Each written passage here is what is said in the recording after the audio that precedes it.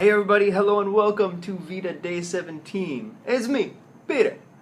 Okay, so I was trying to figure out what to make a video on today, and then I thought, I bet everybody wants to know a certain thing, but don't realize that they want to know it. So today, I am going to teach you guys how to look up a character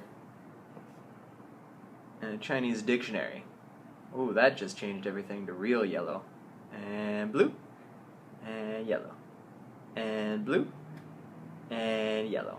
Okay, so before we talk about how you look up characters, first it is important to understand that when you have Chinese characters, they are actually made up of smaller parts called radicals. What you do is you take radicals and then you put them together, and then based on whatever radicals go into this character, you have a character with a distinct meaning. And sometimes just changing one radical in a character can change the entire meaning. So here are a few of the more common ones. This one is shou, which means hand. This one is kou, which means mouth.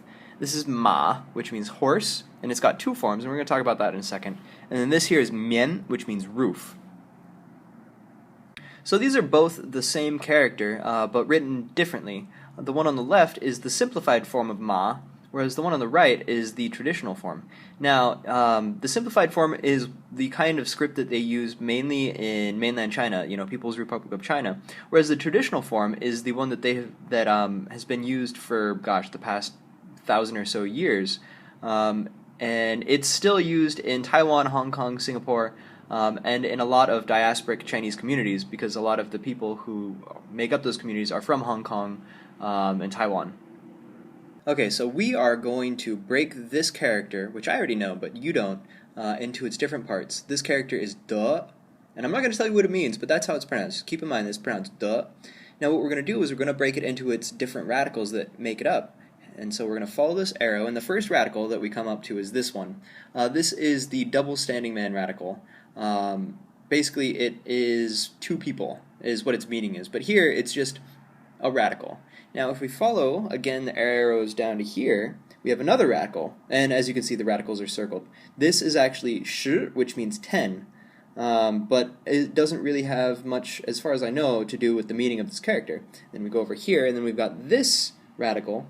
This is the radical for an eyeball, and if you look at it, it looks like an eyeball, tilted on its side, so that's something. Then we go over again, and we've got 1, the line across means E, the line across is E, and it means 1, and there's one more radical left there, and so following the arrow, we end up here with xin, which means heart. So altogether, this character is made up of 1, 2, 3, 4, 5 different radicals. Okay, so going back to this character, what we've got, just so you guys know, this here, the standing man radical, is considered the main radical of this character. So what we do is, we consider that it is separate. Yes, I just took the cap all over my mouth. Now after we separate that from the rest of the character, just put that over there, what we do is we count how many other strokes are in this character that make up this character. So we've got 1, 2, 3, 4, and the hook is considered 1 stroke, 5, 6, 7, 8, 9, even this one got kind of obliterated, 10, 11, 12. So, 12 strokes besides the main radical go into this character. Now this is where things get hairy. Trust me. Now remember how I said that the double standing man, the radical on the left, was the main radical. So what we're going to do is we're going to take this main radical and we're going to go into our Chinese to English dictionary, or even just a regular Chinese to Chinese dictionary. We open it up to a page, too many characters, right here. So this page lists all of the different radicals, all of the different primary radicals. Now the standing man radical only had 3 strokes in it, so what we do is we find 3 stroke radicals right here. That right there means 3 strokes, and then we go down the list until we find the radical, the double standing, there it is, number 54, double standing man radical. So we take number 54 and we go to this part, which lists all of the different things to number 54, 42, 45, 56, 55, 54. Okay, so 54. This is all of the characters that have the double standing man as their primary character. And now, since we know that the other character, all of the other strokes made 12, we go down to 12 right down here, oops, so this is 10 to 12 strokes. Sorry, that's a little blurry, and it's not that character. It's not that character. It is right here. Okay, so page 253. It's kind of hard to tell. Let's see if I can. Yeah, so see right there, next to 253, that is the character that we were looking at. Duh, and now we just turn to page 253 to find that character. 223, 293, 281, 263, 253. Okay, and then we look on this page for oh, here it is. Okay, it's right here. Which means virtue, morals, or moral character. So now, the way that a Chinese to English dictionary will work is it'll take this character and it'll give you all of the different words that contain "de" in them. Because remember, in Chinese, you can have a character, like a one character that means something, and in this case, "de" means virtue, but you can also have compound words where you take multiple characters to make one word. And this will give you an example, like "Deguo" right here, down here, whoop, right there, that means Germany.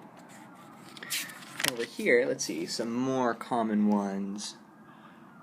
"Deyu" means German. "WHEREIN" means German as in a person. "DeHeilan" means terrain. Yeah, so that's how you find a character in a Chinese dictionary. Now that probably seems real crazy and ridiculously complex. And you know what? It is. But it's a really good skill to have because someday there won't be computers. Maybe. Who knows? Now, the way that I do it is like this. Now, when I need to find a character, I just go online to www.mdbg.net, and then I put in the character I'm looking for, and then it gives me a list of all of the characters I need. By now, you might be thinking to yourself, I'm never learning Chinese. Who would do this? This is ridiculous and overly complex. And in fact, you're right. There are a lot of people who learn Chinese but never learn how to use Chinese dictionaries the old school way, like the paper version, and always use pages like that or Google Translate. But I think it's a good skill to have because you don't always have a computer. Granted, you don't always have an English-Chinese dictionary either, Chinese to English dictionary. But yeah, I just want to show you guys that it is possible to use a dictionary to look up characters in Chinese. Now, I predict that your brain is probably like, I don't know what I just saw, and I'm sorry, but that was fun.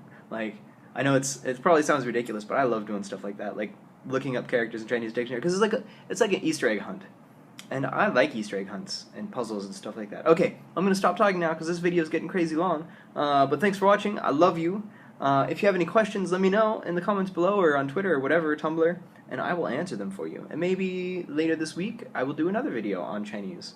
Who knows? Okay, talk to you guys later. Bye.